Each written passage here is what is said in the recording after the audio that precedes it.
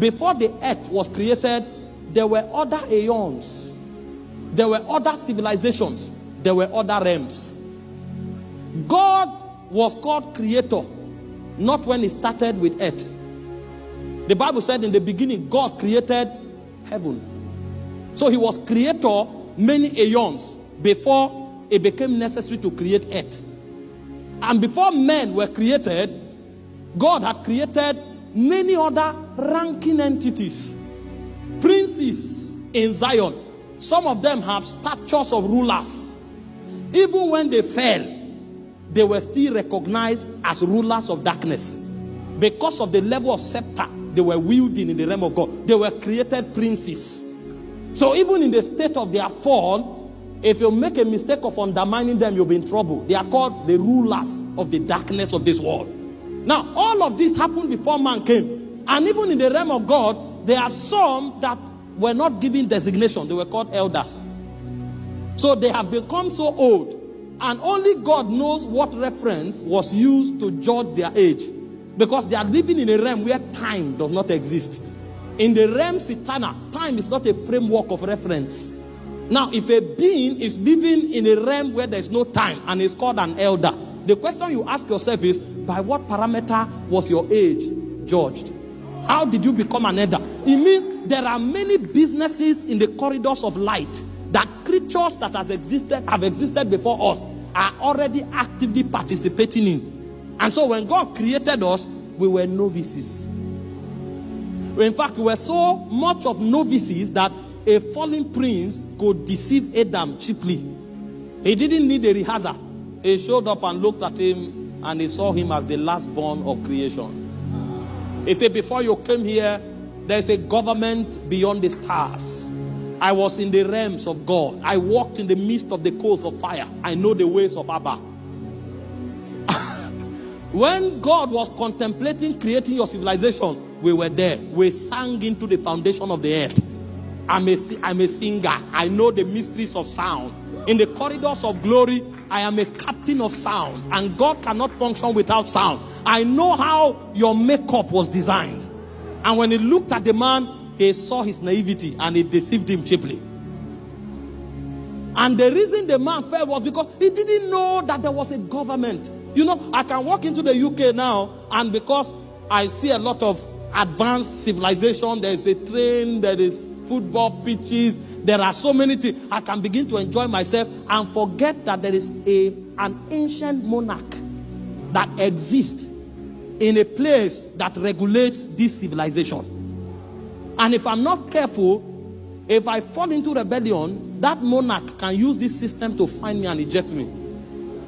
Because it may look as if the territory is free, but there is a system regulating it. And that monarchy is more ancient than my grandfather's. Some of the buildings standing here were built 1,000 years ago, when no cell, no chromosome had matured to think of bringing me.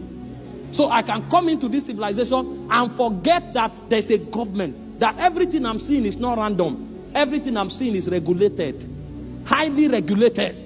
And for me to be relevant, I must enter that government and align myself. So when Adam came, he didn't know that there was a government, that he needed to align himself.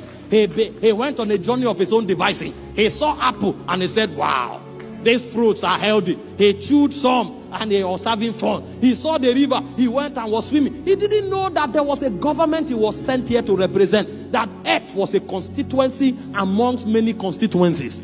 He would have asked himself, why is Michael called Ark? If he would have asked some question, why is he called Ark? It means there's a quadrant that this guy commands. So he's a commander among certain angels that operate in a government.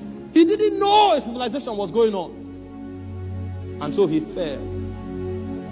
And since that man fell, God has been on a project of recuperation, of restoring and of redeeming the earth. Because his constituency is about to be cut off. A county is about to be cut off. In the heavens, there are many realms represented by many entities of glory.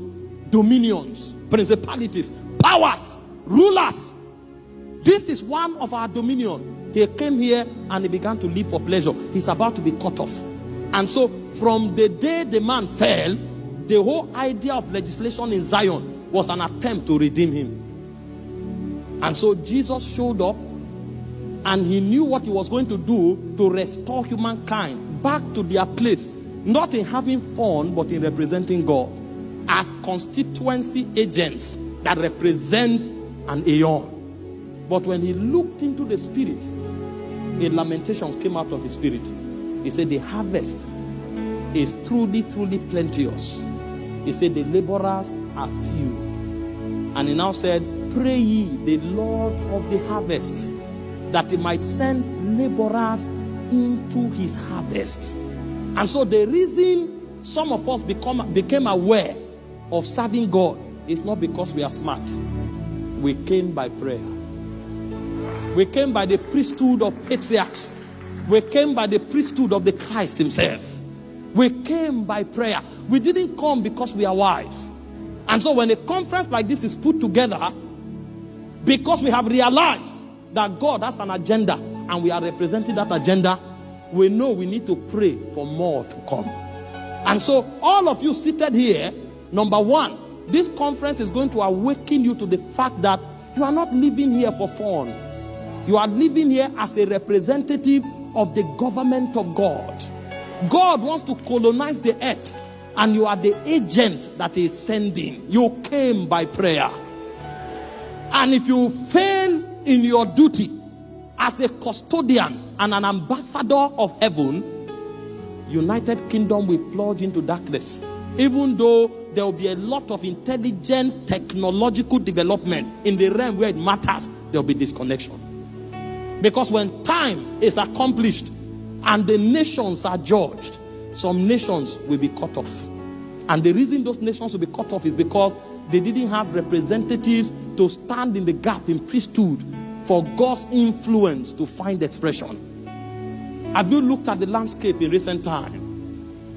People are fighting for what the Bible condemns. And they are passing laws and legislations to enforce what the Bible calls an abomination.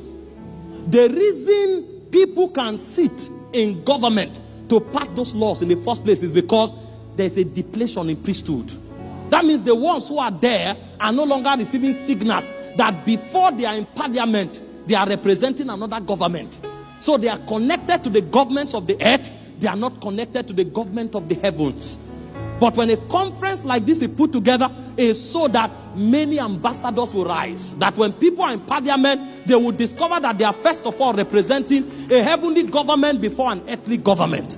That when people are in the economy, they will realize that they are representing a heavenly government before an earthly government. Otherwise, the worship and memory of our God will become history.